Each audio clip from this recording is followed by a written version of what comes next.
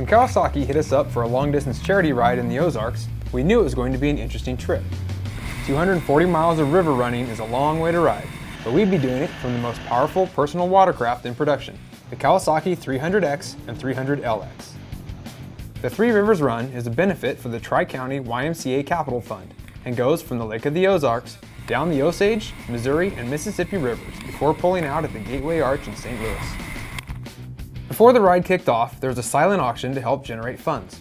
Several celebrity athletes, including NFL quarterback Shaun Hill, NASCAR's Clint Boyer, and UFC martial artist Clay Guida, attended the run and added some star power to the event. Cowie even brought along a pair of contest winners, who were introduced to PWC for the first time. We toured the Lake of the Ozarks for a day, just to get a feel for the area.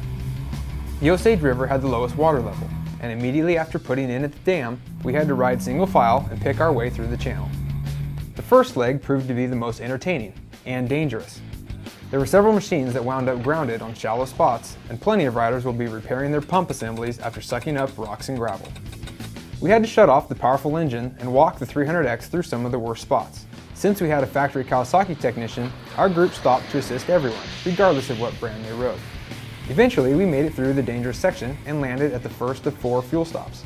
From that point on, our jet skis were able to roam freely from one bank to the other. We continued down the Osage through another refueling before joining up with the murky Missouri River. This magnificent waterway was totally different, with its rough, swirling waters and muddy consistency. The Missouri is also much wider, so wide in fact that at times it's almost like being on a small lake. The scenery didn't change much as we blasted down our watery freeway. Tall, lush trees and vegetation cloaked the rest of the landscape, and occasionally we'd pass underneath a bridge or see a large factory along the side. The pace was varied, and we'd blast along at top speed, almost 67 miles per hour, and then coast to a stop to lounge for a few minutes and cool off for the dip.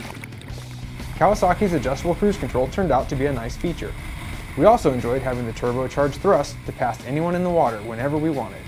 Our final gas stop was also the lunch break, and we munched on kielbasa's at a well-maintained park. From there, it was roughly 50 miles to the takeout point, which was a bit premature. Due to the elevated water level on the Mississippi and flooding at the Gateway Arch, the ride was cut a bit short, but we still managed to log roughly 200 miles. Such a unique ride is always a great experience, but doing it for a good cause and enjoying the envious stares towards our Kawasaki 300X jet ski made it truly unforgettable.